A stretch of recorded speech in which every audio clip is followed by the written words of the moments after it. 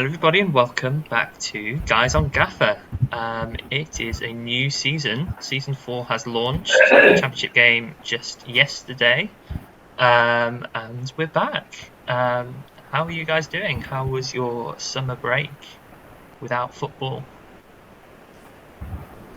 We got cricket, so the biggest series we are watching now, so it was okay.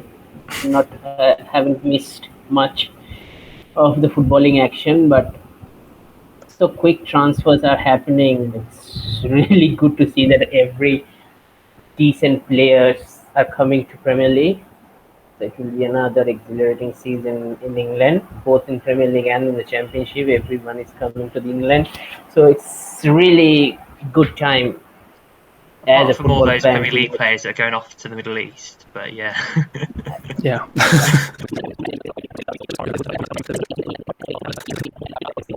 We digress massively. Yeah. we But love digression. We wouldn't be the Guys and Gaffr podcast if we didn't digress in the start. That's like a tradition for us. Yeah, it's very true. Yeah. We have not changed our ways over the summer. Yeah, no, we haven't.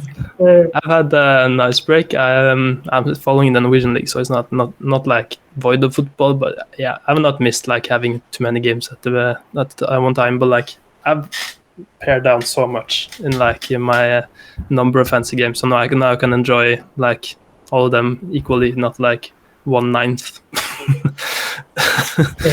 But yeah. Yeah, it's good, and I'm looking forward to the new season. So Cool. I'm not following the cricket though, but No. so like in the group chat, I mean like everyone is following cricket, and I'm like feel like I'm the only one that doesn't watch it, and I don't understand anything. So maybe we should start. Not so much a Scandinavian sport, is it, David? No, it's like more because in India it's very popular and England is very popular. So like it's a perfect mix for you. Indeed. Yeah. How Well, about you then? I've not massively been missing the football, I have to say. It's been a nice break.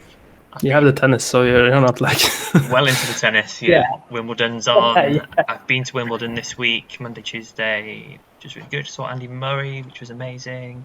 Which was the biggest priority of the trip really, was to see him before he retires, because we know he's not got that long left.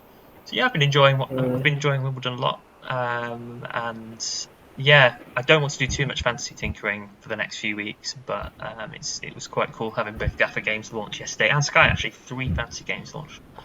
All I'm not too happy about Sky because I don't play Sky, so not too happy about it. But yeah, I'm going to try with Sky again this year. I failed last year. I gave up at some point in the first half of the season. I've only ever completed 1 full season of Sky, and I need to rectify that. Let's, I guess, talk about our plan for pre-season first. So, kind of loosely, what our plan is to do obviously this video, which is going to cover some transfers, initial reactions to pricing and the fixtures, and then we're going to do 2 more preview pods where we're going into the teams specifically. So we'll have a bit of help from the fans in terms of style of play and things like that, to help us understand the assets to look at for each team. So we're going to do 12 teams in each pod, and then a final kind of wrap up pod just before game week 1 where we share our final drafts and stuff. David will be away for most of this though, because he's going away next week, but we managed to fit him in before then, which is good. So that's the plan for the championship. Super League is back this year, which I think we're all very pleased about. I'm certainly excited that's back. Abhishek's definitely excited about that because he was it 3rd last time. Yeah. So yeah, if those of you who don't know Super League, it was done 2 years ago. It wasn't done last season because of the World Cup game, basically. And it features the top 4 teams in the top 5 leagues. And it follows the normal league schedule, but it gets a bit chaotic because they all have slightly different schedules. So there's some weeks where there's lots of double game weeks and black game weeks and stuff, and it's really, really fun. So do play that. If particularly if you like Champions League fantasy, I think you'd really enjoy Super League.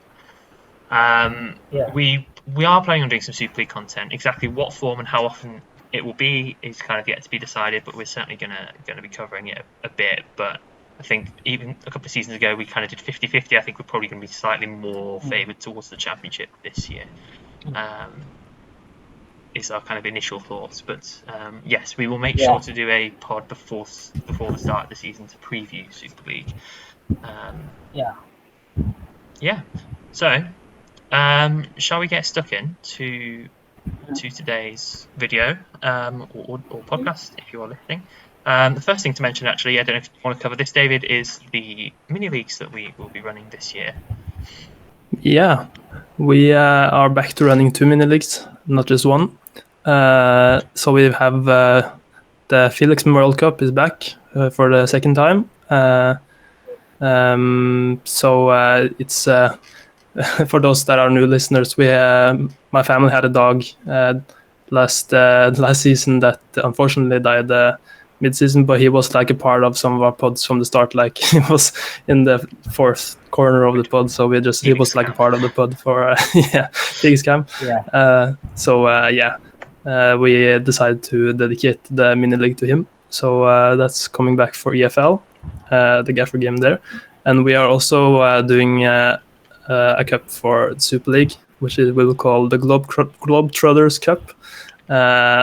And to get both of these cups or mini leagues, you have to use the code Guys on Gaffr. I'm not sure if it's probably when this pod drops, it will be available to join. So keep look on for that on the Twitter page. But yeah, those are the 2 cups we're going to run. And yeah, I haven't thought about the prizes so much yet for what you're going to get if you win. But last season, Notrag won a Twitter header for his Twitter page, which turned out very nice, if I say so myself. That could be something, I guess, but we will see. So we'll definitely don't join those before the season starts. But it went down well, didn't it? Yeah. So join those when they get announced on the Twitter. Yeah. Cool. Right. So that's, I guess, the kind of admin stuff out of the way and the information out of the way. So the first thing we're going to talk about is a bit of a transfer roundup of what's been happening so far. Obviously, we're in a period where it's very difficult to pick a Gaffr team because, particularly with the relegated clubs, there's so much uncertainty about who's staying and who's going. But there's been a lot of transfers. There's so many that kind of slip by that you don't notice happen as well. So we're going to kind of cover off a good chunk now for us, I guess. As you did these slides, do you want to maybe run through them? So as you guys can see, I think Millwall and Birmingham have got their new strikers. I think they were lacking a strike partner for their respective clubs.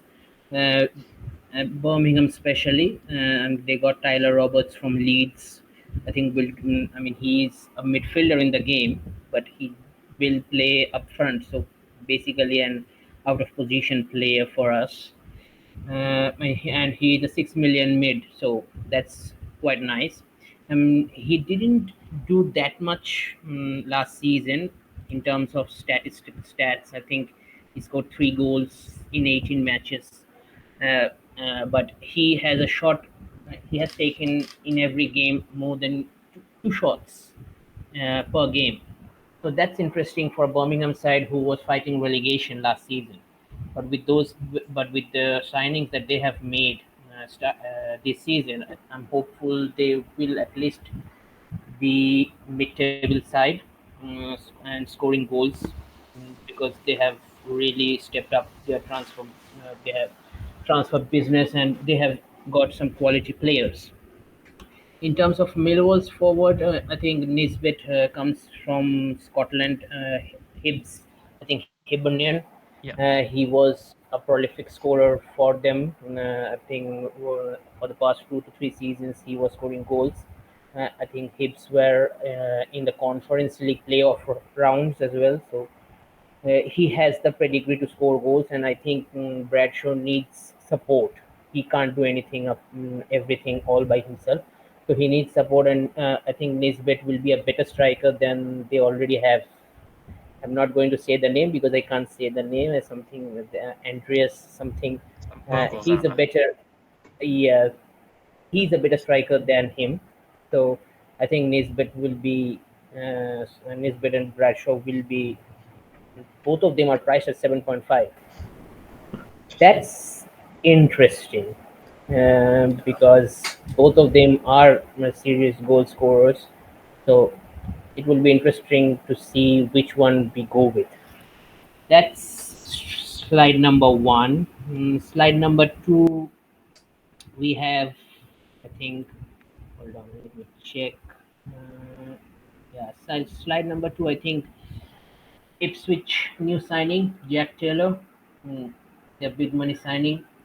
I think another rising star coming out of Peterborough. If he can replicate the form that Ivan Toney has shown in the Championship and in the Premier League nowadays, then it will be money well invested by Ipswich. Is he a midfielder Brentford, or is he a striker? I don't know much about him. he's an attacking midfielder. Attacking mid. Yeah, he is a midfielder in the game. I don't know about the price yet. I haven't checked full prices yet, but he's a midfielder in the game. I think he played yesterday in their pre-season game 45 minutes in the second half. I looked quite good from whatever I was hearing from the manager and all those Twitter fans that they were saying that he is a decent guy. But still, it's early days. But with he has the stats to back it up because in 44 matches in League One last season for Peterborough, he scored 8 goals, supplied 5 assists. He has 2.4 shots per game, so he's quite an attacking midfielder, and I think he will support well the likes of Chaplin, Ladapo, their forward line, switch forward line, and I think so. He will be good for them. I think the transfer of the season as of now to me, the younger Bellingham brother, to Sunderland. I mean, really, it's a really good move by Sunderland. It shows ambition from Sunderland that they are going to build on the playoff appearance last season. Uh, yeah, playoff. Didn't they? They did play in the playoffs, right? If I'm Yeah, not they did. mistaken. Yeah, you're right.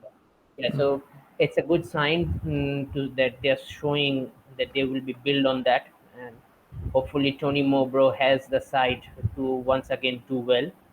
And still they lack Diallo.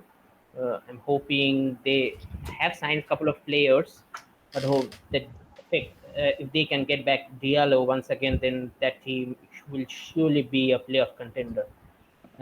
So yeah, Bellingham, nothing much stats to show because he played for Birmingham side last season.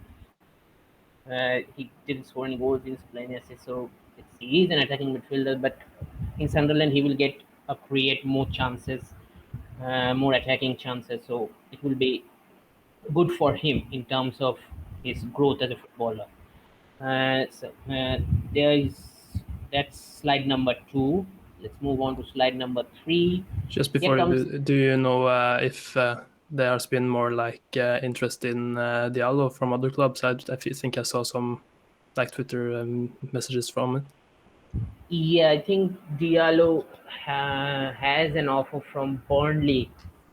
I don't know Is that right? much about it, but I also looked at I think yesterday or day before yesterday he has some offers, but certainly Sunderland has an interest in him, but yet to plan out because we are not yet looking at those things. We are in the process of selling our players so that we can raise our money for some key So players before we go is he like our, so? Is our he like is he a registered player at Sunderland, or is he just at United for still like being loaned out? no, any deal that regarding Diallo will happen after the preseason tour ends, not before Okay, that. yeah, He's going in that preseason tour for us. So any deal that has to be happen, it will be near the end of the transfer window, if I can okay, say. cool. Yeah. Yeah. So let's move on to slide number three. Here comes the new guys from different leagues. First one, Watford's new striker. He is English, by the way. Reece Healy. He comes from Toulouse. I mean, he hasn't played much last season. Mainly, I think he was injured or more strike forwards are there. Haven't had much information, but he played 4 matches last season, 2 goals, scored 2 goals.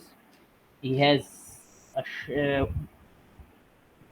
Toulouse is a bottom half team in League One, so there much cannot be said because I we can't watch League One matches, and I haven't watched any clips of him also because 4 matches it's hard to get any clips. But seemingly before that, when Toulouse was on the second division in the in France, he scored goals, good, a good chunk of goals. So he is a goal scorer, and probably, and what we get from Ishmael's side is that he loves a number 9 focal point for his sides.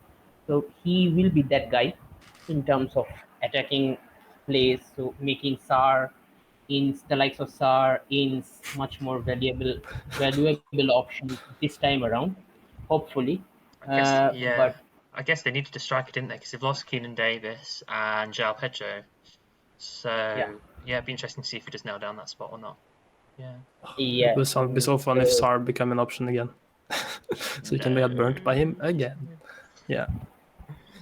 But still there. The thing is that It's too good for them, I don't think he will be there if there are years left on his contract. If this is the last year and he becomes a free agent, then I don't think he will leave. But if he has years left on his contract for 2-3 years, then he will leave because he is a sellable asset, and Watford do need money. And the second player is, I think he comes. I mean, I'm confused. I think he's Swede. Sigurdsson. I think Blackburn's latest signing comes from CSK Moscow. Although he didn't play for Moscow last season, I think he played in Alex 7. What's the league called? Swedish league. I don't know how you say it either. Yeah, Allsvenskan. Yeah, that one. So let's stick with. He's from Iceland, actually, Abhishek. Oh, he's that other Sigurdsson. Goodness me. Of course. Arnor Sigurdsson. He's from Iceland. He played in the Swedish league. Okay, let's move on. He's from there. Let's move on. I mean, he's quite an interesting guy, I feel, because in 21 matches in the Swedish league last season, he scored 11 goals, supplying 1 assist. He had 2.3 shots per game. Shots on target, he has 1.3. Out of that 2.3, 1.3. So I quite liking the transfer that Blackburn has made this season. I mean, it's a big loss. They lost Berrichon Diaz. The chunk of the goals have gone. So it's decent signings that they have made. I think they have made 3 signings alone to replace the goals that are scored by Berrichon Diaz.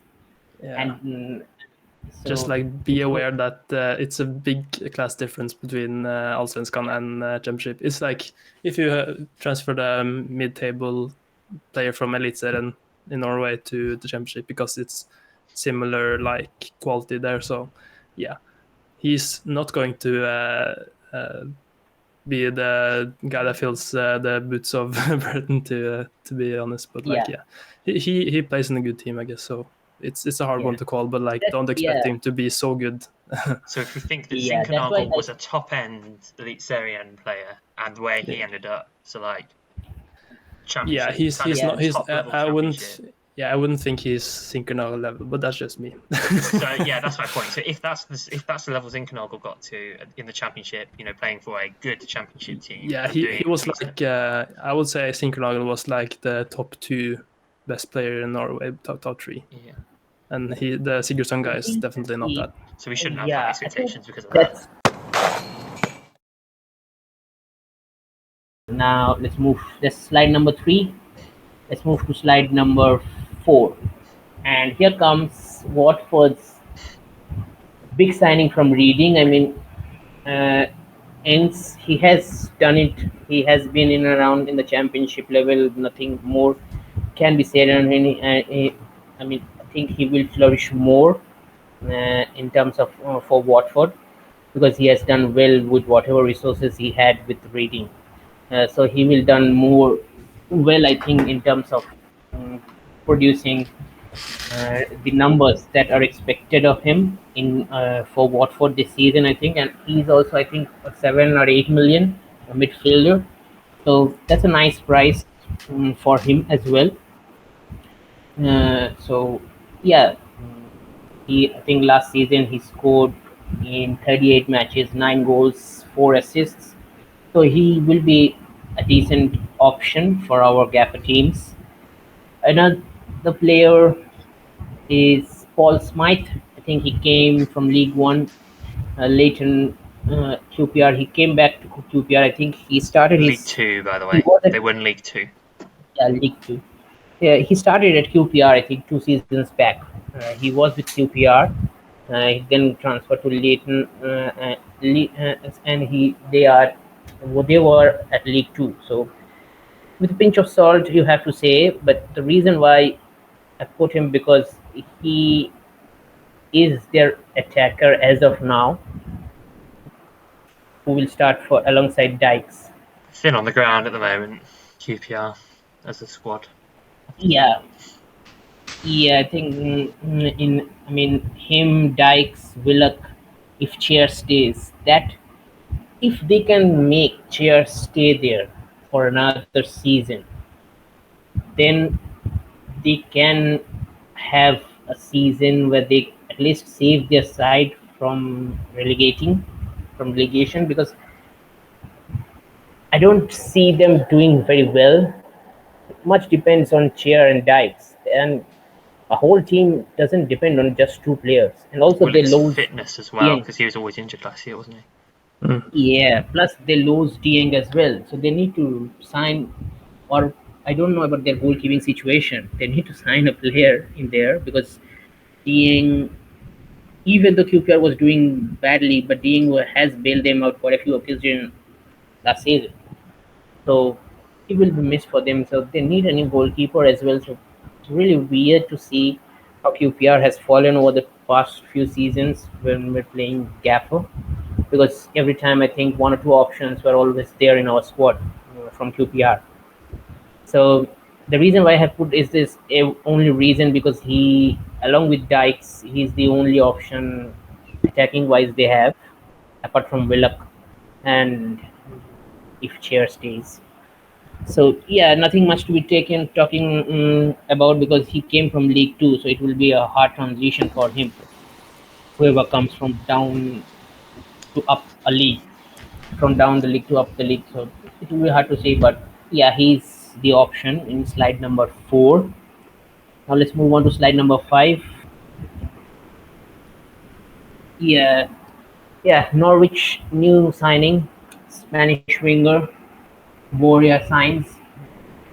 It's not the Formula One science guy. He's not the brother of Formula One science guy.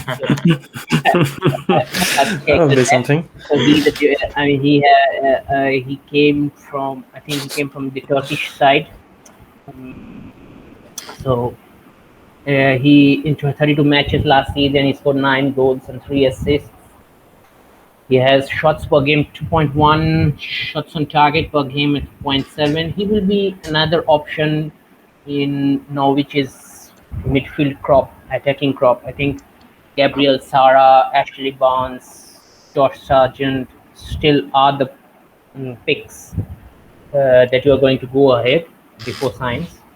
Yeah, go on. Just to flag, I saw this just scrolling Twitter just before we started. He's got injured in the preseason friendly today, I think. Oh, 3 months. He's got like a ligament injury or something. So. Oh, really? Yeah. And by the way, Barnes scored a hat-trick today, so. Yeah, actually Barnes was like sign. Yeah. So wow. He's already 4th option in terms of Norwich players that you are picking for your Gaffr team. Now he's out for 3 months, so basically he's a non-option as of now. The next player is Liam Delap. He will be spearheading Hull City's forward line along with Estupinian, if I am not mistaken, this season. Yeah, he played for a pretty transitioning Stoke City side last season. Majority of his appearances were from the bench. Hopefully he will start from the off for Hull City. and form a good partnership with Estupinian.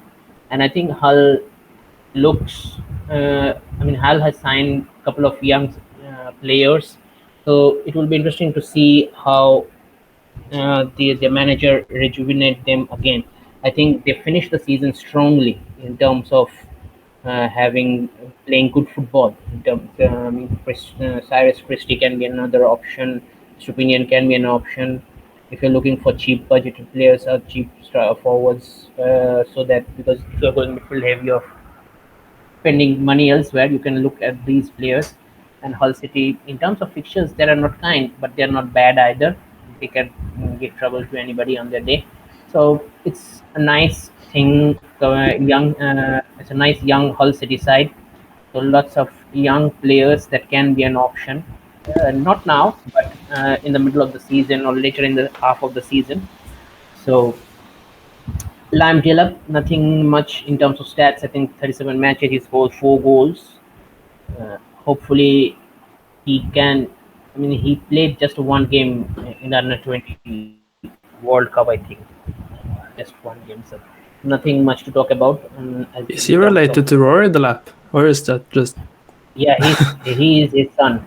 Oh, yeah, really? He's Rory Delap's son. Oh, wow. Yeah. I didn't know that. Cool. They must have practiced lots. Like his dad is like throwing the throw-ins to him, and he's like heading goals. Yeah, he's actually good at heading. Last one. That's the last one. I think in terms of the signings that have been made by the championship clubs. Apart from that, I think there are noteworthy signings that have been made. I think up until Saturday, these are the noteworthy signings that have been made up until Saturday. I will share with you guys what has happened to today because there are lots of noteworthy signings. Yeah, today. So in terms of noteworthy signings, I think the first one crop are the signings. Let's talk about the defensive signings first. I think Laird has gone to Birmingham. That's an interesting signing for Birmingham, the right hand side. Then Calvin Ramsey has gone to Preston. I don't know about is there an injury issue or not because I think he didn't play in the preseason friendly last couple of days earlier. So I have to check what has he got. But Calvin Ramsey can be an option for Preston, especially on the right hand side. Ethan Laird can be an option for Birmingham, and Jay De Silva, Bristol City left back, has gone to Coventry City. He can be another budget option for you. So these are the three budget options. Yeah, so these are the three noteworthy budget options in terms of defense, if I can say, this season for Gaffr. Now let's look at some attacking options.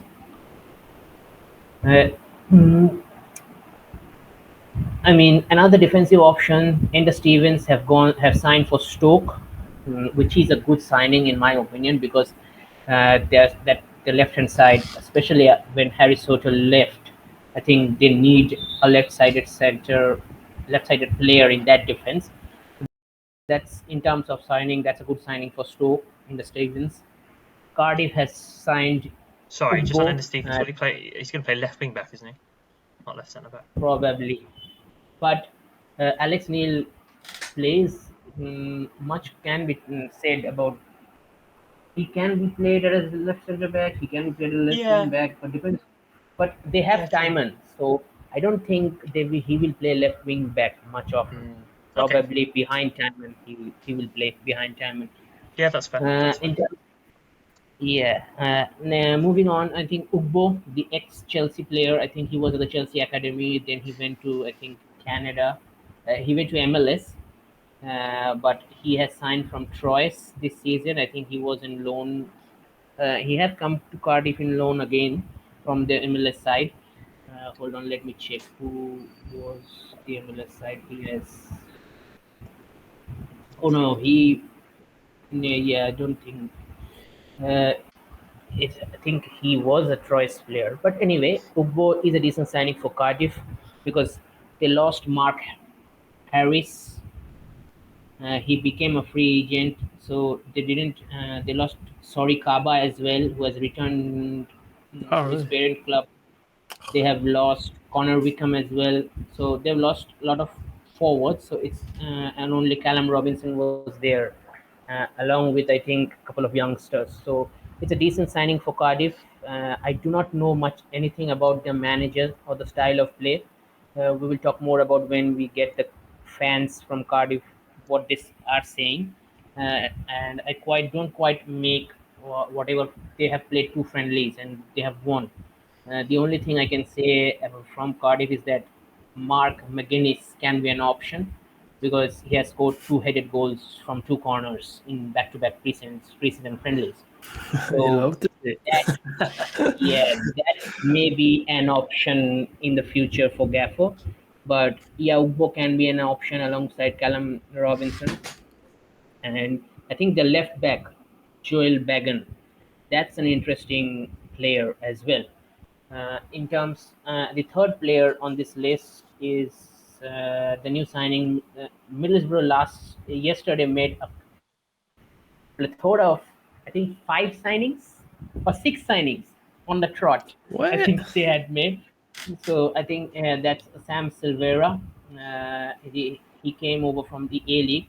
I mean, whatever skills I've seen him doing in the for Central Coast Mariners, I think Central Coast Mariners are the A League champions this season, defending A League champions. So he has done well over there. So, uh, but I don't know that he will get ahead into playing before the likes of Hackney, McGree. But in terms of Carabol, I think it's looking up because he has signed a lot of youngsters, a lot of attacking young players. So it will be decent in terms of Middlesbrough doing well. So he can be another option, and I don't know about the pricing yet, or if he's have added to the game yet or not. I do not know. I don't think he has been added yet because he signed yesterday only. So he can be another option in terms of midfield. And the last noteworthy signings in terms of slide made by me is another England youngster coming over from Man City, like Delap. But Delap one was loan. This is a permanent and Morgan Rogers. He's, I think, he is a central midfield player to attacking midfield player, possibly me. He's a left winger. He's a left winger, so he can be another option in terms of Middlesbrough attackers. And Carrick has a lot of options now in terms of attacking players. So it will be interesting to see who is assured of a start, apart from Akpom, McGree, and Hackney in those attacking lineups, in those attacking front. Two places, a lot of players for competition. So it will be interesting to see how Silvera and Rogers do in terms of attacking. So those two is important options, can be important options for Middlesbrough. Next one is Ellis Sim. I think he joined yesterday from Everton. He can we say he's the half replacement of Victor, but Coventry Yeah, still needs he is another. the replacement of Victor, I would say. Yeah. Yeah, he's a half, so he can be until Coventry sign another one. I think he can be another option, especially to lead the line for Coventry in place of Victor, because they have Gordon already. So, but they do need another attacking option, especially. I think that's one of the most interesting transfers from a Gaffr point of view on this list, actually. I think he'll be Yeah, nailed down to start most games. yeah, that's for sure. And I think the last one is on this slide is Josh Ginelly. He came over from Scottish side Hearts of Middleton. He's a decent option for Swansea. He will score goals if he gets the opportunity, and he's an attacking-minded player. He scored goals for Hearts in 3 seasons that he has been there. So he can be another option for Swansea to look forward. And if anything, to go by Michael Duff, I think he rejuvenized Barnsley pretty quickly. So expect attacking football from Swansea again. So hopefully Ginelli can be another option for Swansea. So that's what have happened in terms of Saturday business is concerned. Today, yeah, there's a couple go more on. I'd like to add actually. That happened only this morning. I think we found out the news. So, but Yeah, they're of interest. And I think you posted them yourself. I was checking the chats. Yaku Mete to Cardiff is an interesting yeah, one. Obviously, he's very injury prone, but he was, when fit, he's a really good championship level player. I seem to remember in season 1 he was in some of our teams. So if he stays fit, he could be a very good signing for Cardiff. But that is a big if because he is always injured. yeah. The other one was Cafu, the Nottingham Forest midfielder, has gone to Rotherham. Not a Gaffr type player. He's not. He's just like he's a central midfielder, not a sitting midfielder, but not a 10 either, like a 8 or 6. Anyway, not so much a Gaffr option, but he's gone to Rotherham, and I think he'll be a good signing for them in terms of solidifying the midfield. I don't know if there are any others, but those are the two that Yeah, I stood think, out to me today that I saw. uh, apart from the big signing is the Deing one who moved to Of Middlesbrough, course, yeah. which we discussed it earlier, and I think Hall, Grant Hall. I mean, they replaced. Speaking of Rotherham, I think they replaced Richard Wood with Grant Hall. Yes. So hopefully the goals that were scored by Woods can be scored by Hall now. So David, do not have Hall Those now in centre the back goals. team. Yeah, Yeah, I love those. yeah. But I do think we think like that there's so many signings at the moment? Do you think this will go on until the season? It's like almost a month still. Like, do you think they will go in such an order? There'll be loads of signings that have to take place, that's for sure. Yeah. yeah, It's crazy that it's so early though. Like so many signings so early. Like if it goes on like this.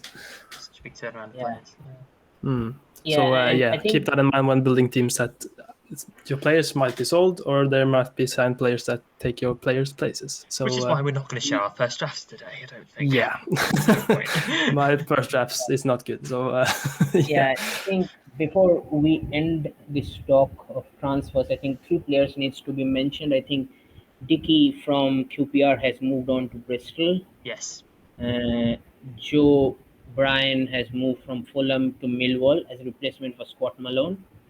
And I think another one, Jack Stacey, has moved from Bournemouth to Norwich. Oh, as just before we started recording, I think Ben Pearson has signed for Stoke as well from Bournemouth, and he's a midfield option. I think he last year, I think last season in Gaffr he played for Stoke as well. So those are the four signings that we haven't talked about yet. But those kind of important signings can influence Gaffer drafts because they are wing backs and I think midfielders who will take a lot of free kicks and all those things. So yeah, I think that rounds up the transfer business.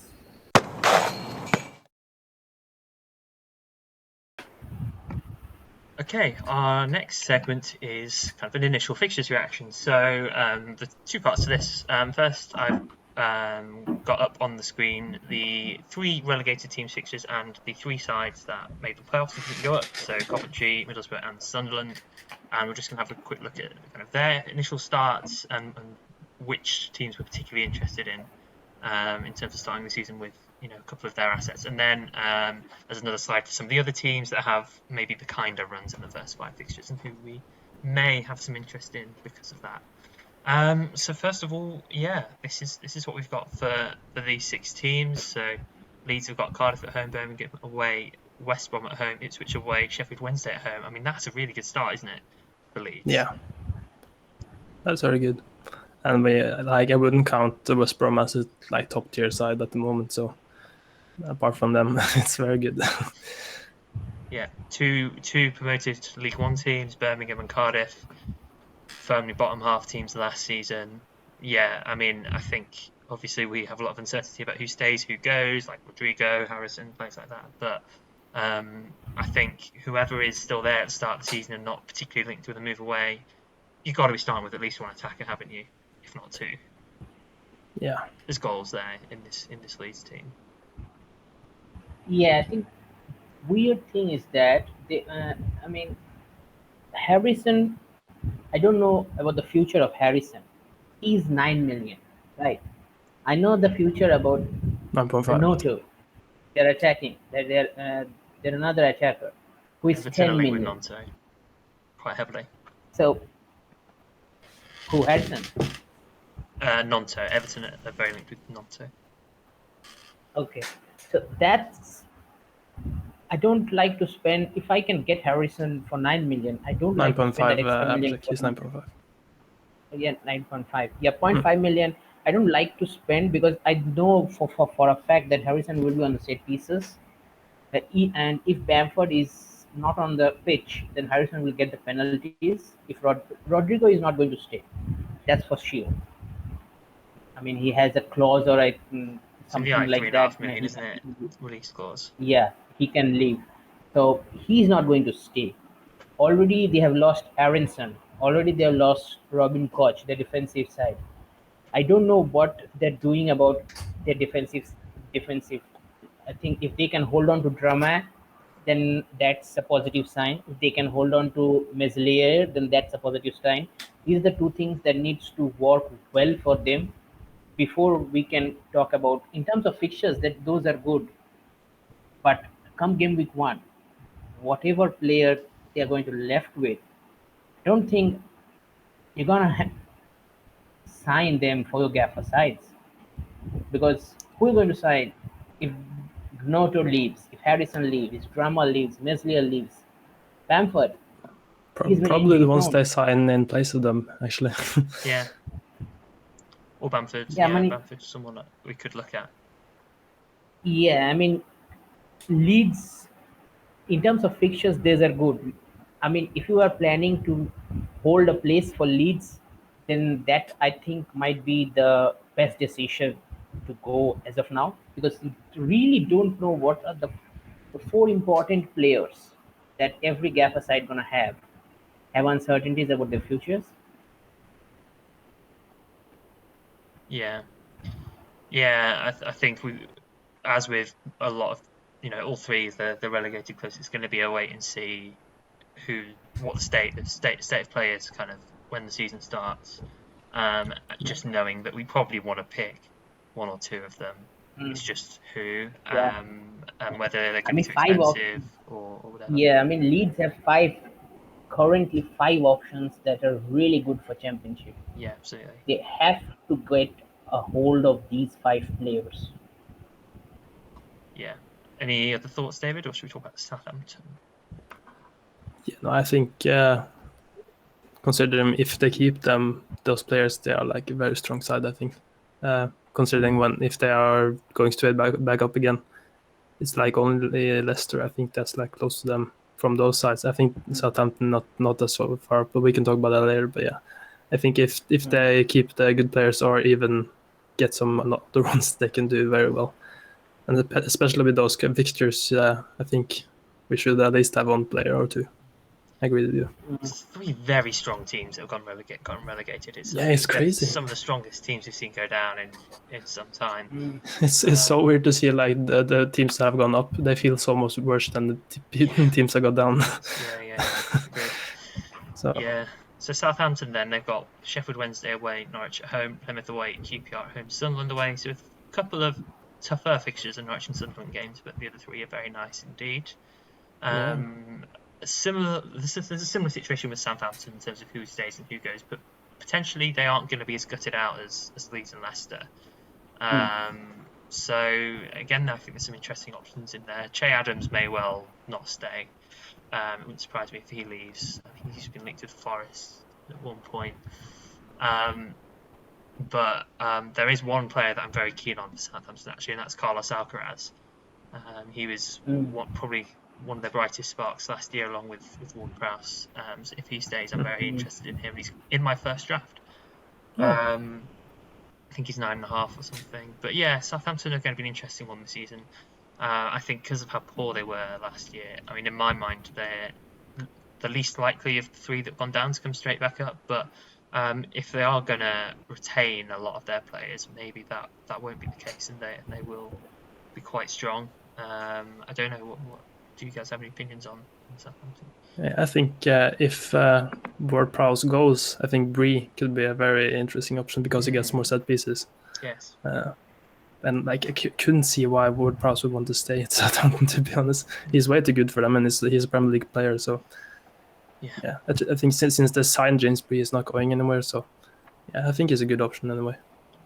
Yeah, they've also got Walker Peters as competition at right back, so it'd be interesting to see who starts. But we know Bree's fantastic at Championship level, and it'd be nice to have him back as an option, wouldn't it? Yeah, but it would be a shame if he's like a rotation guy. He's way too good for that. Could be. Yeah. I mean, I'm surprised that both of you haven't mentioned two players who toured up Championship Nathan Tella. Before we haven't mentioned him because he's just like a given. Nathan Tella, and I think a certain Adam Armstrong is still there with Southampton. Oh, yeah. These are the two players. If these two players stay at Southampton, along with, I think Ward-Prowse will go. That's for sure, because Ward-Prowse needs a good team for his ambitions, because he's too good of a player to play in the Championship. But he may well play because he's their only player left from their golden generation that didn't get a big money move. As of the rest of the players, they all got a big money move to bigger clubs and have won bigger titles than him. So it's highly likely that he would want to do the same thing as well, but depends on how Southampton can manage him manage to hold him. Jay Adams, I don't know if any takers is there. Probably you guys have more information about him, but I don't think Jay Adams really goes. I think Southampton starts the season with Jay Adams, Nathan Taylor, and Adam Armstrong in attack. To me, it feels the real nucleus of this team are the young players that they have signed in January, the likes of Suleiman, the likes of Alcaraz. I think Alcaraz was there already as Suleiman. Yeah, he was, yeah. These two players will be key to their season, because these are very good players, and they play important positions in their squad in that side. So I am really looking forward to these two players, how they grow as a player, and if Alcaraz can be a decent Gaffr option as well, if the likes of Adams, Ward-Prowse goes, because then you have Tella, Armstrong, and Alcaraz. That's the third name in that attacking. That's a good Championship attack. That a really good Championship attack.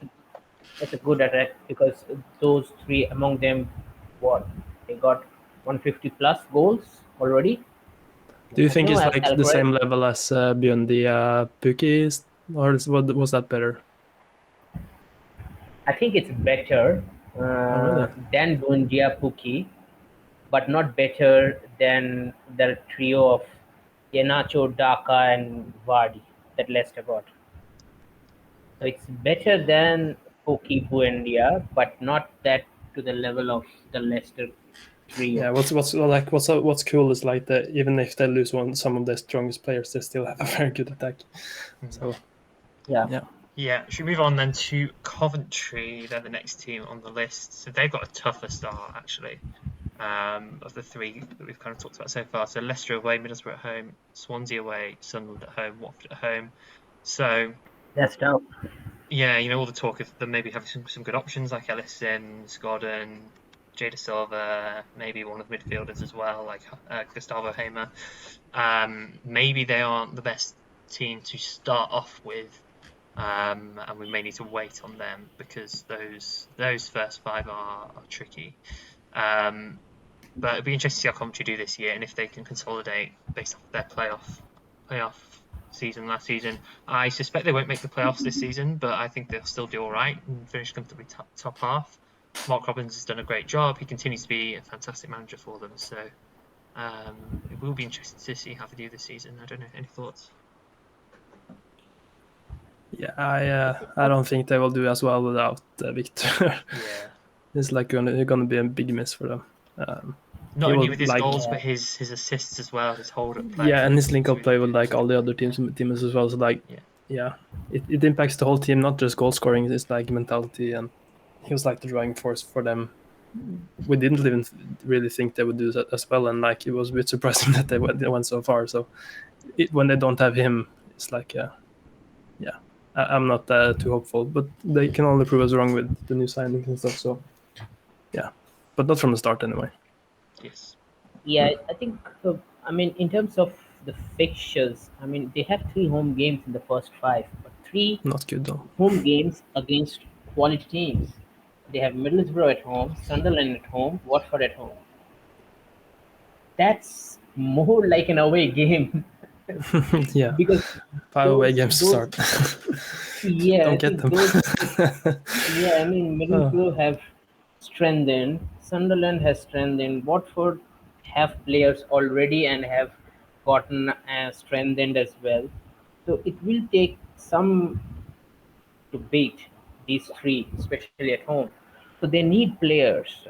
I don't, as of now, all 5 games look tough to me, even though there is Swansea away, but it's not going to be easy going to Wales away on the third match day. So it will be tough.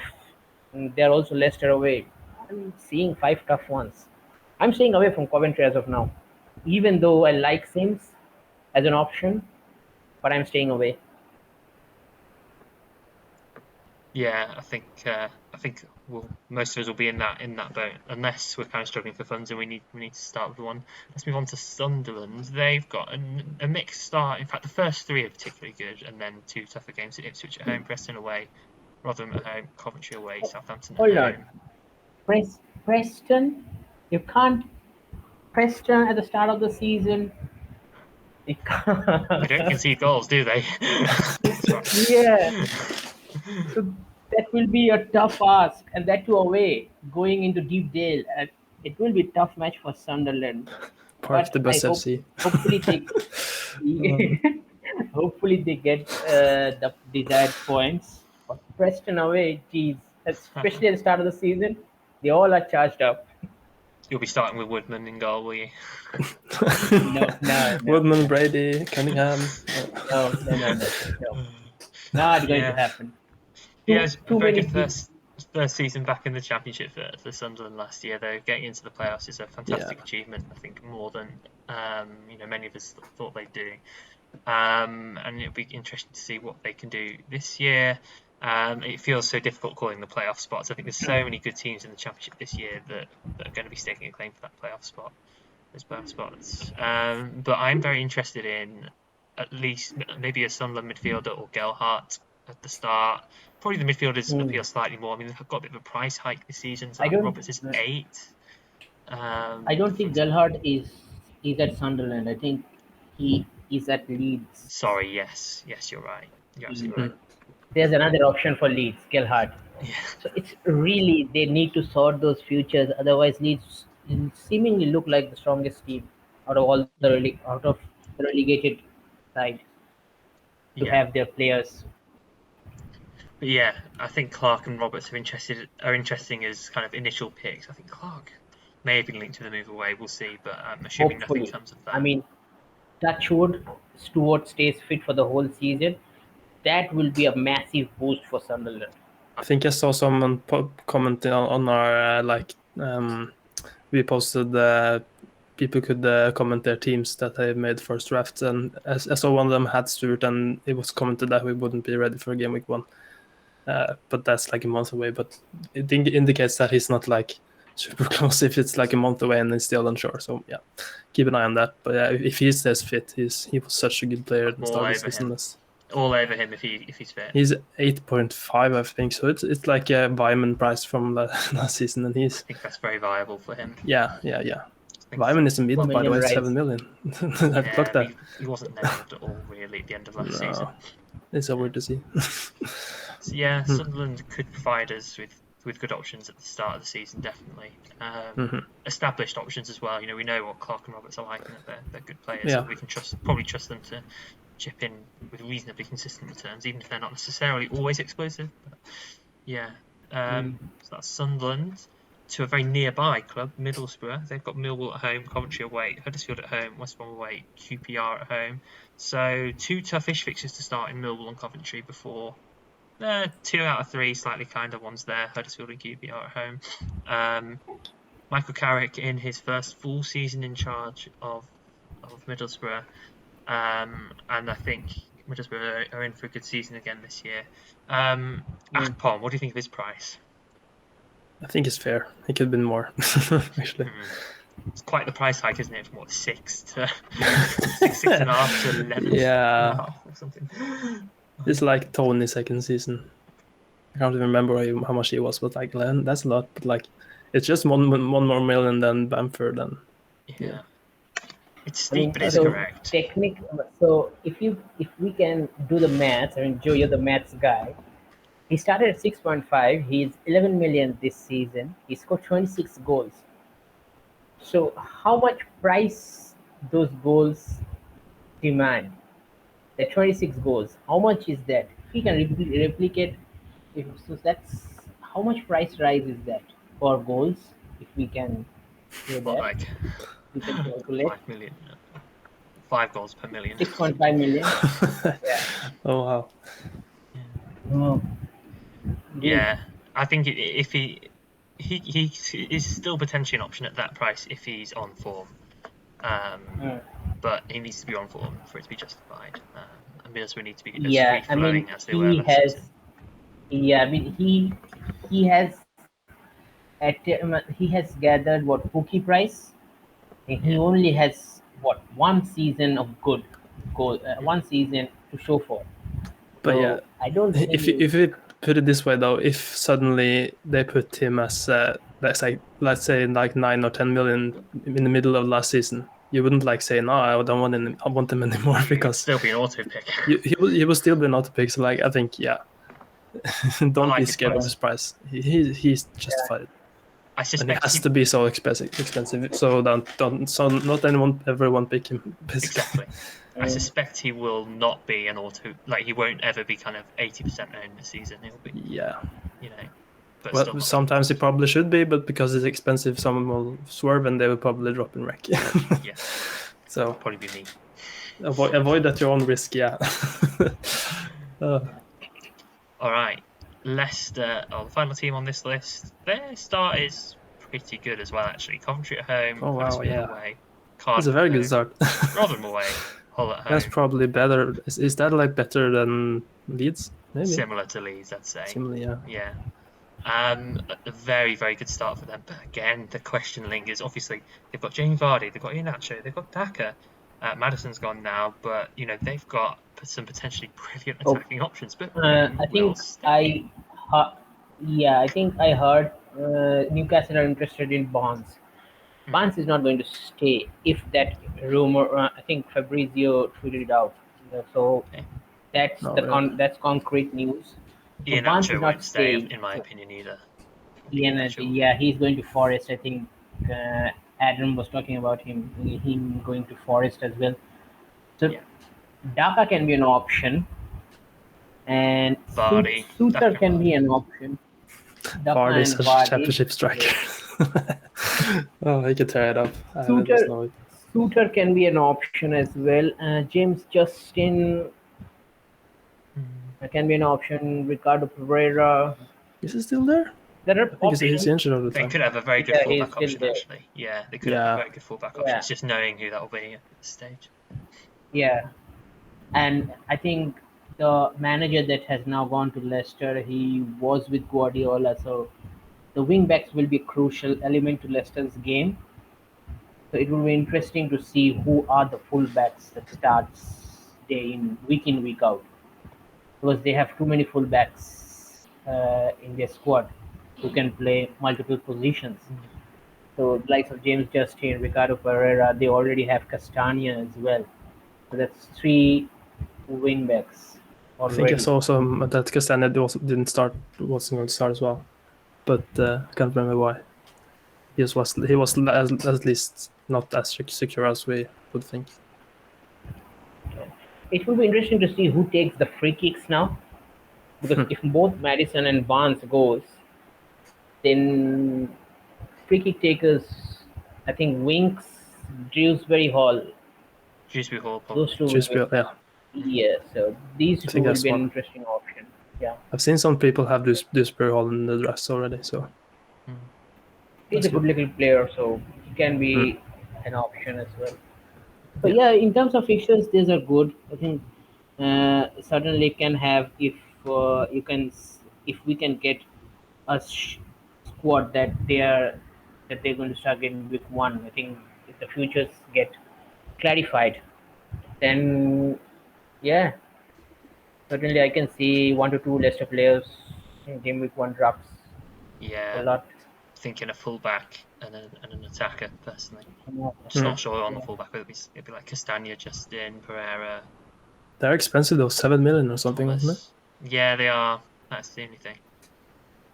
But We'll see. it's like the Trent of Championship. Sure. Robertson. Yeah, absolutely.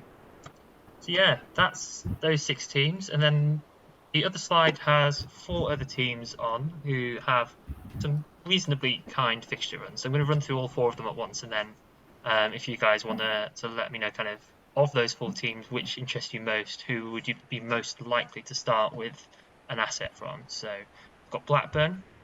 Their start is West Brom at home, Rotherham away, Hull at home, Watford away, Plymouth away. So 2 middling fixtures and 3 very good fixtures. Preston have got Bristol City away, Sunderland at home, Sheffield Wednesday away, Swansea at home, Stoke away. That's a pretty good run. Swansea have got Birmingham at home, West Brom away, Coventry at home, Preston away, Bristol City at home. Okay. And Stoke is Rotherham at home, Ipswich away, Watford at home, Millwall away, Preston at home. So of those 4 teams, if you were to pick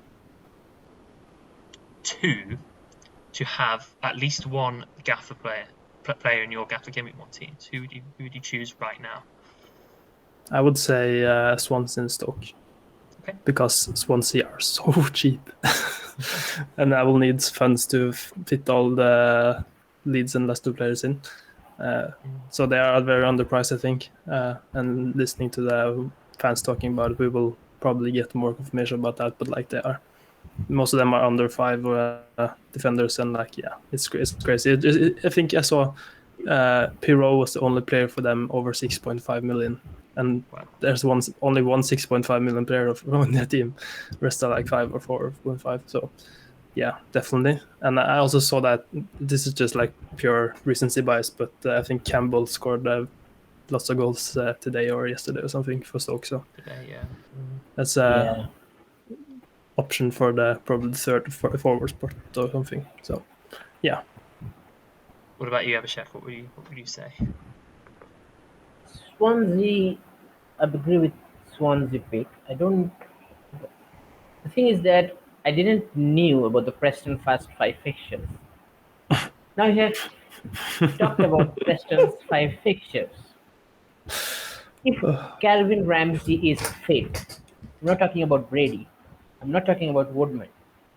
If Calvin Ramsey is fit, or somehow from somewhere Preston signs a forward who will score goals for them, then I may look forward to owning them, judging by the fixtures, the first 5 fixtures that they have.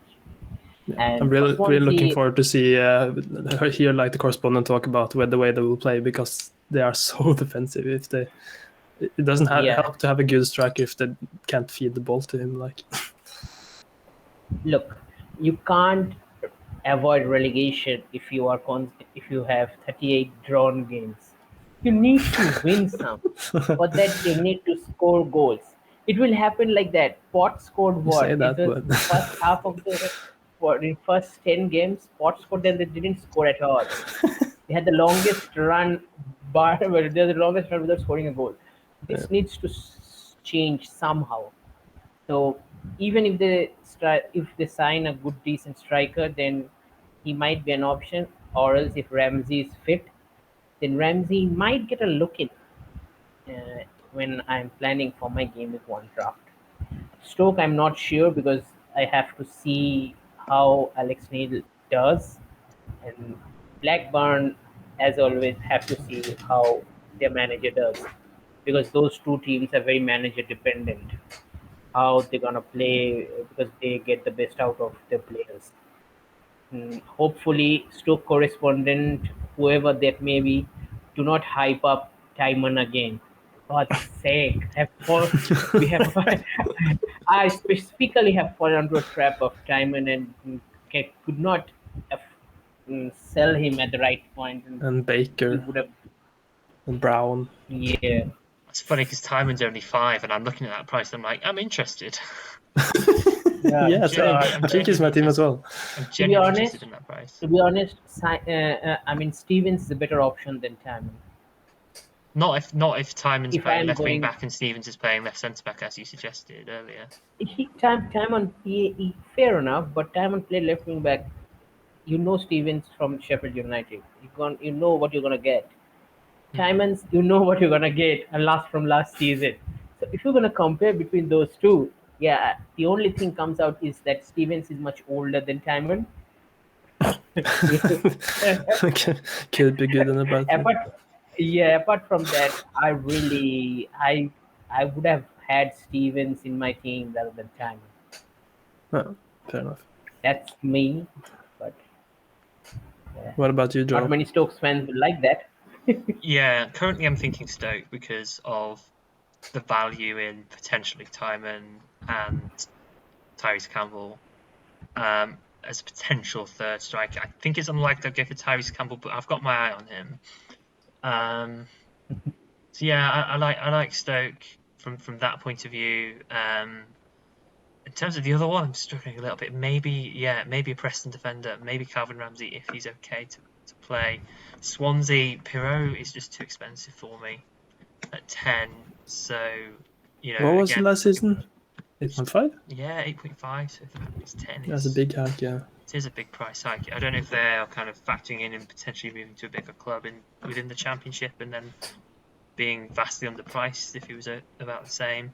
So yeah, I think probably Stoke and maybe a Preston defender. Blackburn, there's too many unknowns with them at the moment, I think, in terms of their attacking options. So I think they're probably a no-go, even with fairly kind fixtures. So yeah, I think that's what I would say. Stoke and I'll say Stoke and Preston. With a little, not feeling too inspired though by either. Yeah, with the exclamation mark. Both of us have an exclamation mark over our second team. Swansea is the preferred option, I think. Yeah. Yeah. Exclamation asterisk, whatever you want to say. Very different. Cool. All right. Shall we move on to our questions then? Yeah. We have very many questions. Thank you, guys and girls, obviously, because this is a very good start to our questions part. And I'm not sure how much I will attribute the amount of questions to the new gift, but it's more the new season than the gift, David. But... Yeah, I think so too. It's very cursed, but I had fun making it. Yeah. So yeah. We can start with Tom PFF, our last year's community team manager. We will see what happens with it now, but we hope we can do it again, hopefully. He asks, given it's difficult at this point to pick specific players, what teams are you looking at over the first 5 weeks as teams which you'll want assets from? Yeah, I mean, for me, it is the three. It's really easy answer, but it's the three relegated teams, particularly a Leeds attacker and a Leicester player or two. Those are probably the two biggest priorities for me. In terms of other teams, yeah, it really is difficult to say at this point. I don't know if you guys have any. Maybe a Middlesbrough player. Like McGree's quite cheap, so I'm quite interested in him. But yeah, very much still. Oh, I'd say Sunderland as well, actually. Yeah, rather than Middlesbrough. So yeah, probably Leeds, Leicester, and Sunderland are probably my three priorities, because I just think we might have a quite reliable option for a game week 1 option. It's just to have those, I think, 3 good fixtures at the start before thinking about moving on to someone who was a bit of an unknown before game week 1 that may have emerged, or maybe it's a relegated team sort of attacker that we thought might leave and isn't leaving, and once things have been clarified a bit, maybe it'd be good to move on. So like I've got Roberts in my game week 1 draft at the moment, for example. Yeah, that's what I'd say. Yeah, I would say at least Leeds and Leicester from what's it called, demoted, I would say, but like I'm Norwegian. I would say Birmingham because they seem to have so many good options now. I don't know if it's like because of the guy that's like from hyping him up in the chats all the time. But like, I really like Laird, at least from them, and we haven't talked much about Norwich yet, but they could have some good options as well. I think they are very like solid. I think very But other than that, I'm not like too keen on the teams that have been promoted because I don't know much about them, apart from like Bannon being a good player in the lower league. But I would just go safe at least, but it's hard to say at this point anyway. I like your Birmingham shout. They've recruited well and made some good signings, so they could have a much better season this season. But yeah, and we shouted out in the prize reveal for what was the name again? Roberts. Roberts. They play very well at home, and they have lots of home games at the start. And now they have a striker, so I think they could do well. And 6 million seems like a good price for Roberts, I guess. So I would say that would be my picks. So for me, I'm going 1 promoted, 1 relegated, 1 from relegated, 1 from promoted, and 1 from whoever left was there already. Ipswich, for me, I'm looking at players from Ipswich, especially Leif Davies and Charlie Chaplin. And Chaplin and Davies, so these 2... You just say Charlie Chaplin. Kind of. Is that his name? No. Sorry, No. That's not his name. So good. Oh, yes. His surname is Chaplin, but his name is not Charlie. It's Connor. Yeah.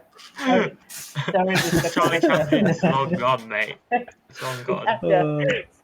Yeah, sorry.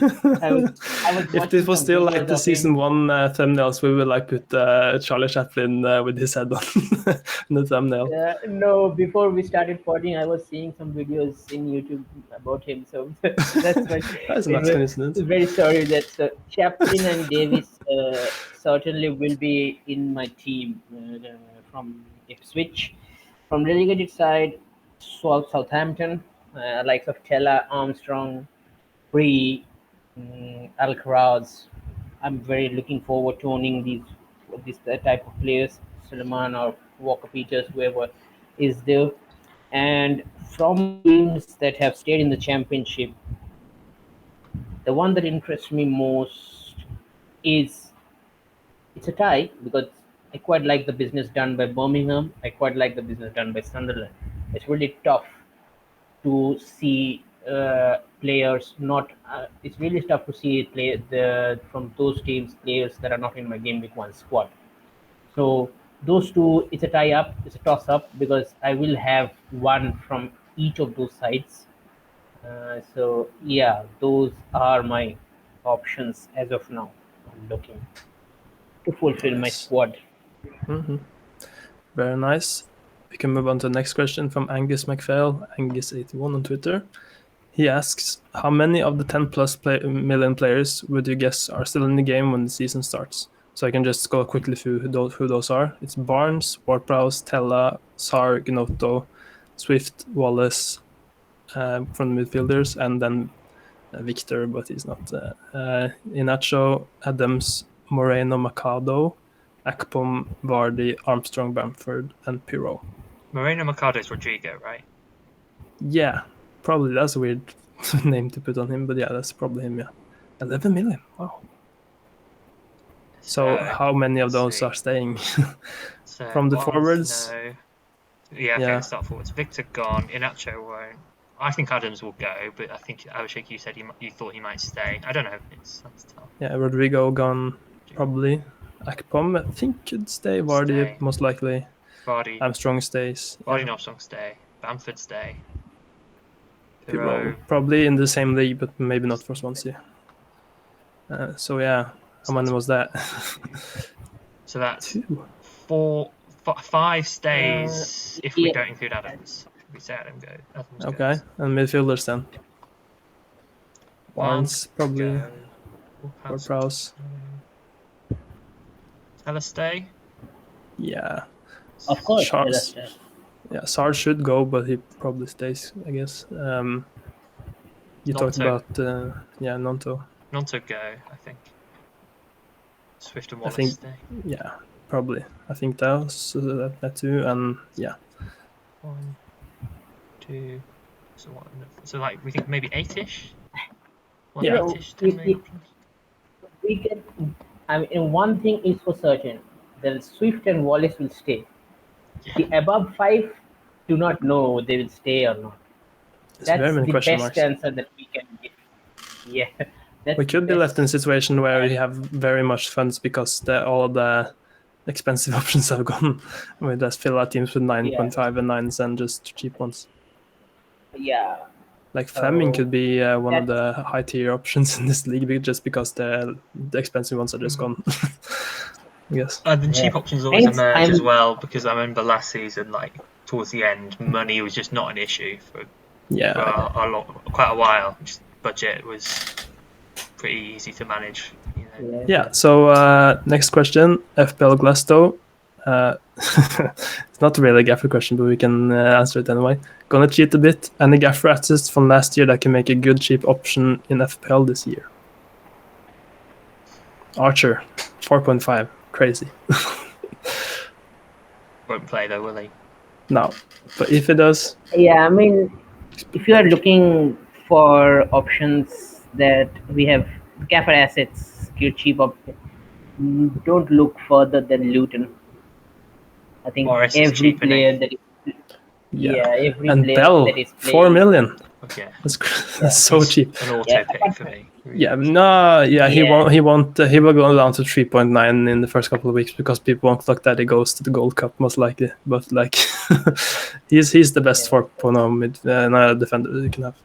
Not complaining about a player 4.0. Yeah, I think apart from Luton, I don't think Burnley, they're signing some decent players that can be an option, but I don't look forward apart from Luton. I think Sheffield United is also a decent squad. Luton for cheaper assets. Luton, I think they have priced reasonably well these Gaffr, the promoted sides players. I think 5.5. I mean NDI at 5.5. Cheap, man. But he's a forward. That's bloody cheap. He's a forward, which is an issue. Yeah, that's an issue. It's so weird to see like the top tier assets from our game being so cheap in that game, but like it makes sense. But yeah, you feel like it's too cheap. What are they doing? But like it's a different level. So very different level. Yeah. But yeah, I think those are some good options. So you probably shouldn't fill the team with them just because you know them from another game. But yeah, there are some like fringe options you can get for your bench or maybe start if they have a good fixture. Yeah. Right. Jamie _Gaffr from DFL Pod. Is he part of it now? Is he? Yeah. Just about. Occasionally turns up. Yeah. Nice. Yeah, I think he does guest appearances nowadays. That's cool. Glad for that.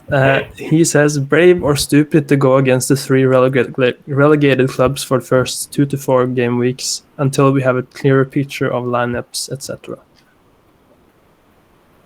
I mean, I would say it would be brave to completely go against them. I think you obviously going triple ups on all 3 is, well, first of all, probably not financially viable anyway with the budget. But even if it was, it's risky in terms of all the uncertainty surrounding them. But I feel like if you're going to go without any of them, you could get really badly burned. Yeah, and the problem is like if you don't have any of them, you don't have the price points either. You have it too spread out. So if you if let's say if one of your, for example, Harrison gets sold after game week 2 or something, you still can just go to Alcaraz easily. But if you don't have the money from one of those players, you are likely to take hits to get those players. Even one of the players that have just gone safe can just get them without hits, so you're already behind. So I wouldn't advise it purely from a fan's perspective, not just who they are, just like you have the price points in positions in your team. So, yeah. I think one thing I can say is that those players from your relegated clubs are your assurance players in terms of whatever way you want your team to shape up in the future games. Because I think 2 or 3 games will be played before the transfer window shuts. So you know those players who have been relegated. You know how they play. You know, and from judging from the fixtures from the first 5, those 3 has easy run of fixtures. So if those players doesn't leave, then well and behold, you go with them. It will be very stupid if you go against them, because even if they stay for 3 games, they will tear you apart in terms of the fixtures they are facing, in terms of point scoring ability that they have. So those are your assurance players. So it's, as Joe said, you should have at least 3 positions, 3 players or 4 players from those 3 teams. Just so that you can balance out your squad. The winning condition on like swerving them is like you don't pick them, and those that pick them get burnt by them not getting, even if they still are with the team, that the team won't play them because they are afraid that they will get injured before a move that's already decided. So it could like seem that they will play, but suddenly the manager decides against it. So then you're stuck with a 9.5 player that won't play, and you'd have to get someone from the bench. But like, still very risky. But that's like the only positive thing I can see, at least. Yeah. Okay, next question. Ski House 78. He asks, and I think it's a very interesting question because I just looked at the fixture list, and he says, home advantage boost game week 1, crazy or genius? So let's just look at who plays at home the game week 1 fixture.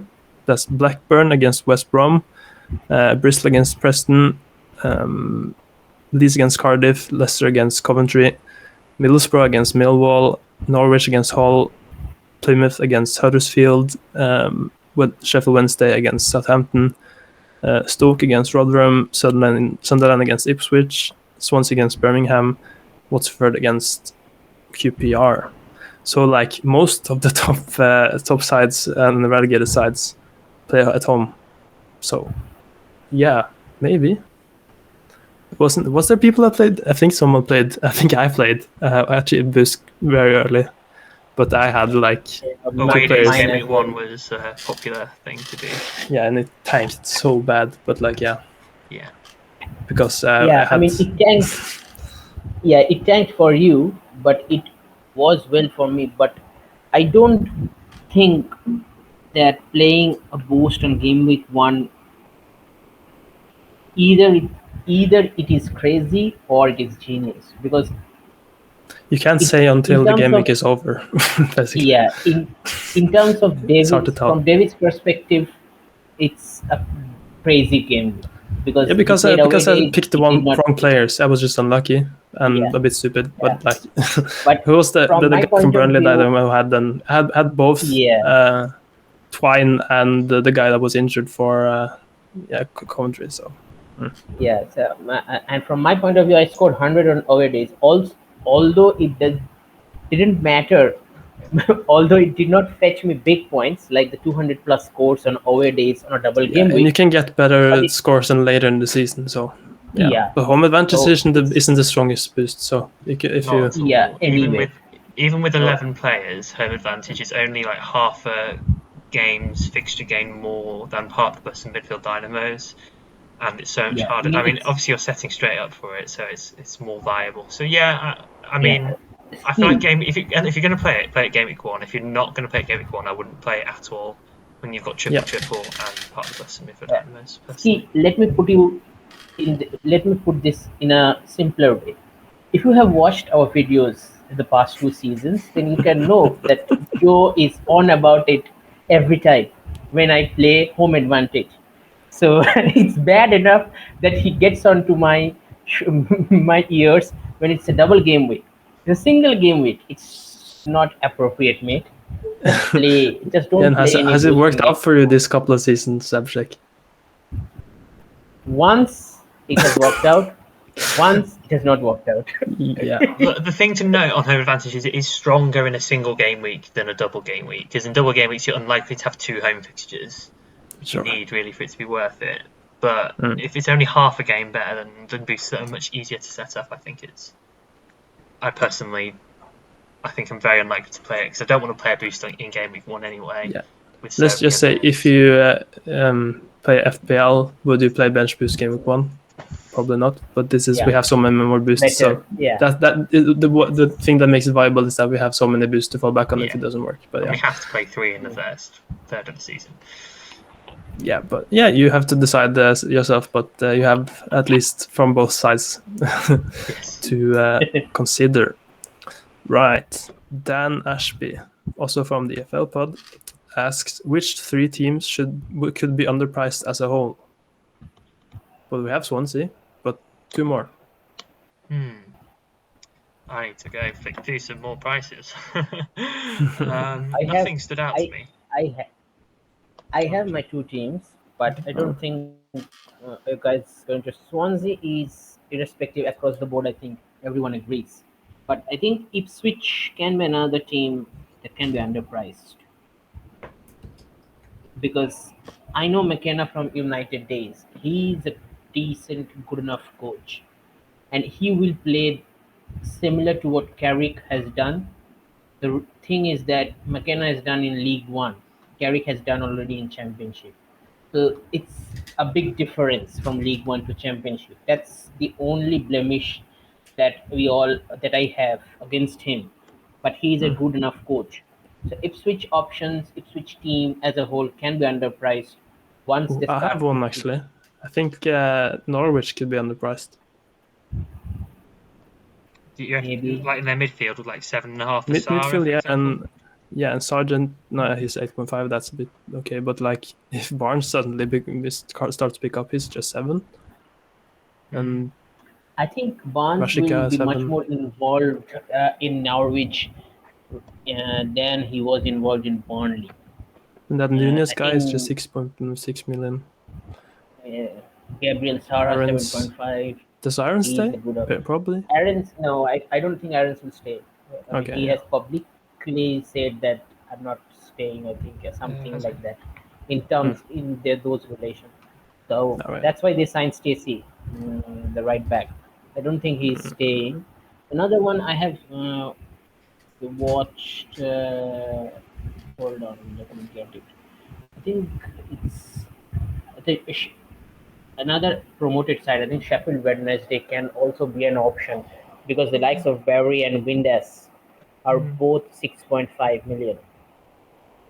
Depends on fixture. I mean, I'm saying this because in terms of whatever impact they had in League One, certainly Championship is a different game. So, in terms of prices, I think Norwich can be another option. Switch we can just tie the next question into this actually because from Carl JB, from Twitter, do you think the Swansea defense could be undervalued given we are now got a more no nonsense defensively savvy coach in? So we've talked a bit about it, but yeah, I think so. If they can have a strong defense, it's very cheap. Yeah, I mean, I won't pretend to know anything about the new coach, but knowing how Russell Martin played, I think that's a very reasonable suggestion. And if that is the case, then it could have some good value. I mean, he's saying a no nonsense defensively savvy coach. Having said that, what defenders does Swansea have? Good enough defenders. They released Manning. He would have been the most interesting one, wouldn't he? top scoring Yeah, defender in apart from Gaffr that, last year, despite never owning him all season. No. it's weird enough. He left for free agent and still hasn't found a club. I mean, haven't anyone seen the impact that he had? What sort of thing is happening? I don't know. But yeah, I don't think anyone. I think they had a preseason friendly today. Jamie Patterson is playing wingback. I don't know about Swansea, man. Really, I don't know anything. I really don't. You have to wait and watch for me. Yeah. Okay. Patterson as a wingback. Come on. No, no. Yeah. So Yeah. basically, we're not sure, but quite possibly a cheap option.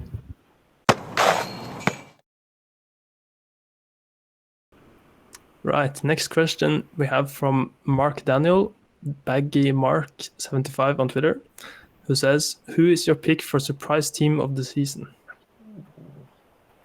So just one team from each then. Surprise. Let's go with McKenna's side. Ipswich for me. Okay. Surprise side. I would say probably.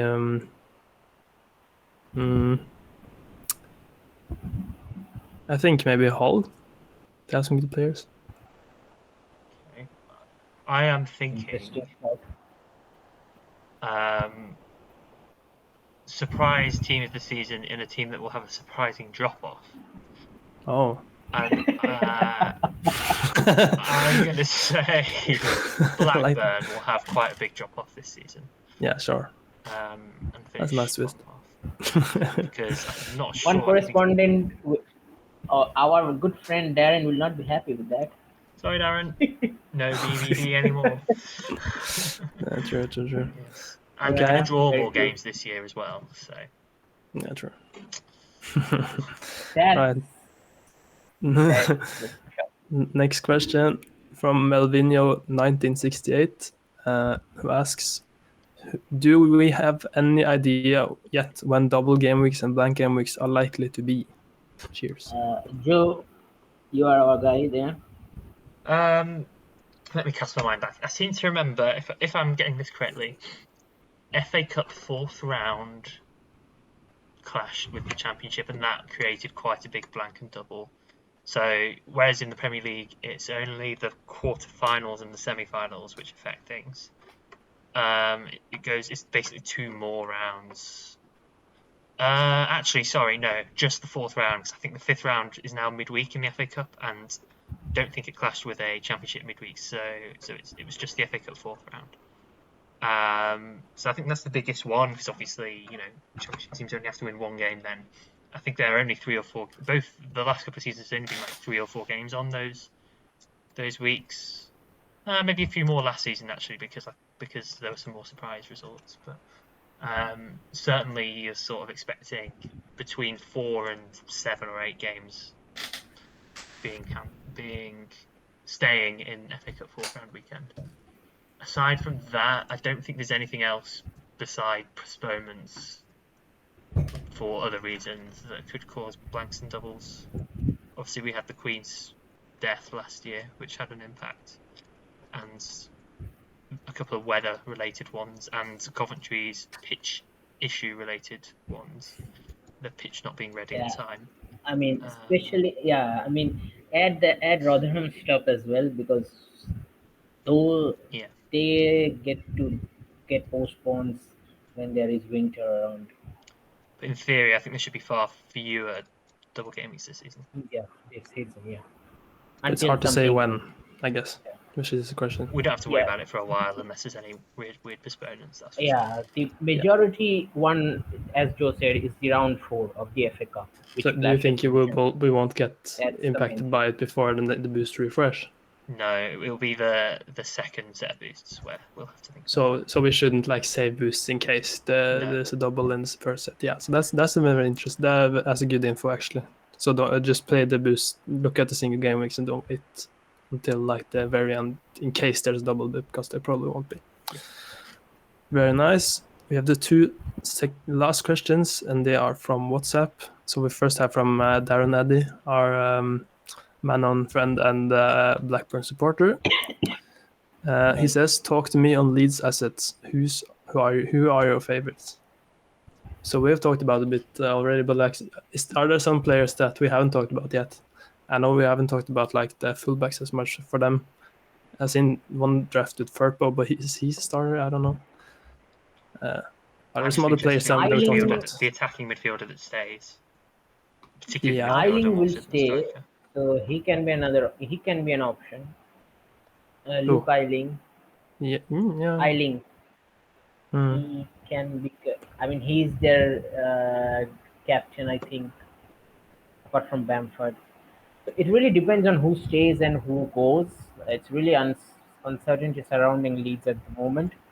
It's glad that they have a manager now, so that so that these things can be clarified much quicker. Yeah. Yeah.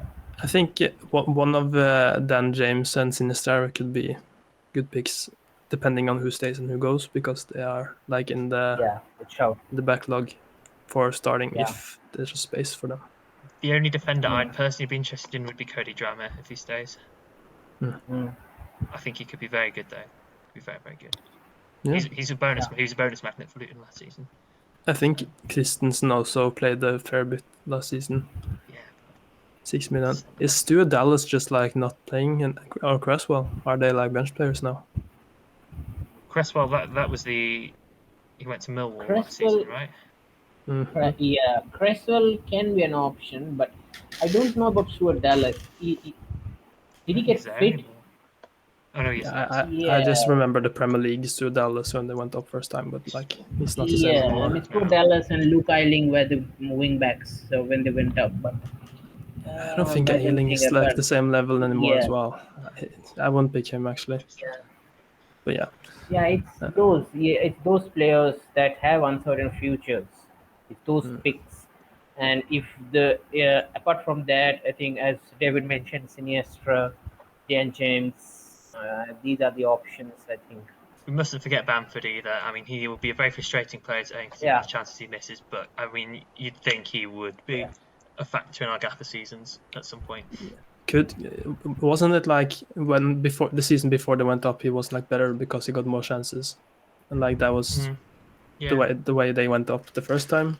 So you could see like a similar thing when he gets the season when he gets more chances than he did in the Premier League, and then becomes a very good Championship player compared to a Premier League player. So I think he could be like very good option if he puts more his chances, which is not a guarantee at least, but yeah. And if he stays fit. Oh, for sure, yeah. I think that answers the question, but yeah, there's very many options in that team for sure. So last question from Artravo Audi asks, which team out of the 3 promoted sides do you think will do the best? No answer to that. Top 2-3 assets from that side. We've talked a lot about Ipswich, but like apart from the Taylor guy, who other players do you have from that? Chaplin, and one more. I think Windass or Barry Bannon from Sheffield Wednesday. Okay, but let's talk about some the other teams then, because we talked about so much about Ipswich. Was like, what about we mentioned Bannon? He's been very good actually. He's not an attacking Bannon and Windass, isn't he? All right. Yeah, he's not. But everything of Sheffield. Does he have penalties or something because he's got song and goals? Set pieces. I think he has penalties, set pieces, corners. So yeah, he but everything goes through Bannon. That's the only issue. And Windass, I think it's an out of position player. He sometimes plays as a forward as well. Yeah, but he gives me like early Reading Swift vibes, I guess. Bannon does. Yeah, but I think no, maybe apart from his defensive, not attacking mid. But the thing is that they will be an attacking side because their manager is Cisco Muniz. Last time he was with Watford, I think he got promoted with them. Do we know anything about Plymouth? Very little, to be honest. I think their main goal scorer has been signed by Blackburn. So that was the only guy that we could have talked about. apart from that, I don't think. I think they signed a Spanish defender. Yeah, From all the players are EP1, below 5.5. So all the and I players. think they have signed an Evertonian youngster. I think Gibson. He's a centre back, and I think 4.5. they have signed Aston Villa's highly rated right back. I'm forgetting his name, but he is highly rated right back. So there are some options, cheap options for them, but Yeah. the main But goal they are scorer probably has not like, undervalued. They are just like fairly valued, I would think. Yeah. Right. although I they think did beat that's Hearts yeah. in the preseason friendly recently. So Yeah. yeah, It's something to hard to build say, on but that. yeah, not the first team we will go to. But Yeah, yeah, so look at it. definitely. Ipswich most likely if you are going to for any promoted size, but it's a bit risky, of course. But yeah, they have some good options. Yeah, so that was all the questions. Thank you so much, everyone, and keep them coming. Next time you can also. It's natural that it's mostly like football related questions and like players and stuff, but please also send Yeah, like fun questions about things you're wondering about us as pod host and food and stuff that we had last season because that was so fun. So yeah, right, very Well, nice. so that wraps up our first episode. It's obviously a long one because there's been a lot that's been going on and a lot to digest. But thank you everyone for tuning in, and we will be back to preview the first 12 teams in the next week or so, I think. yeah, So yeah, enjoy your holiday, David. Yeah, see Have a good you time. after the season has started. Sorry, guys. I'm going to Canada to visit family and have a nice time. So I'm leaving the ship to the other guys, but it's in good hands, and I will provide them with the graphics that they can edit themselves. So don't worry, it will go fine. yeah. Yes, with these really swish new graphics. I mean, I don't know what we'd do without you, David. It's so good. Yeah, so thank you everyone, and yeah, we'll see you soon. Enjoy your tinkering, or if you're not into tinkering at the moment and just enjoying the break, enjoy Yeah. chilling out. But yeah, we will see you soon. See you next time. So it's goodbye from me. Ha det bra. And namaste from me.